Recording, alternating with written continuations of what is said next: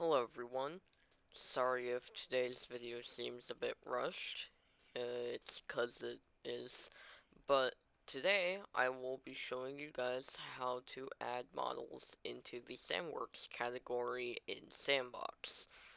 So, I am on the normal s&box game mode, and as you can see if I go into s&works, there's a ton of different models. Unfortunately, right now, all you can access are the models you uploaded. So here's the fabled s&box key model with the updated metal textures and shit. Here's an old version of the crate model that was put in the Unreal Engine 4 build of the game.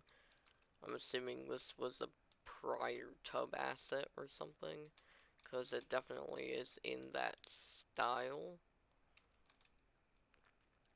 Here's my s&box logo with a ton of different a thousand like fucking tries. I don't know how much that model is not optimized. Here is my TV model.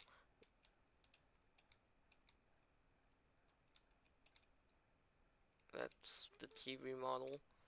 And then a fucking a prop version of the old Terry model. For whatever reason, I don't know why I put this there, but yeah. If you guys don't already know, s&box is going to become a s&box add-on, and now that stuff like this is being worked on, it's probably a good time to do that.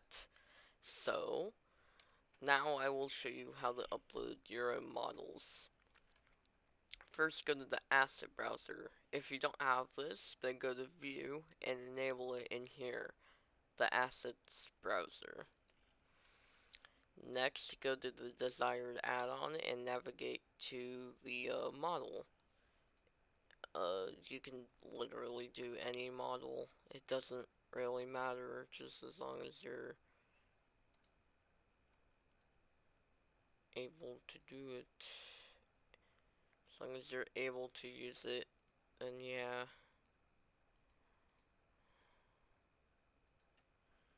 Of course, I'm not gonna publish any desk lab assets until later, once I figure out which assets work and not. But for right now, I'll upload the s&box cap. For some reason, the blue on this cap is not showing up properly.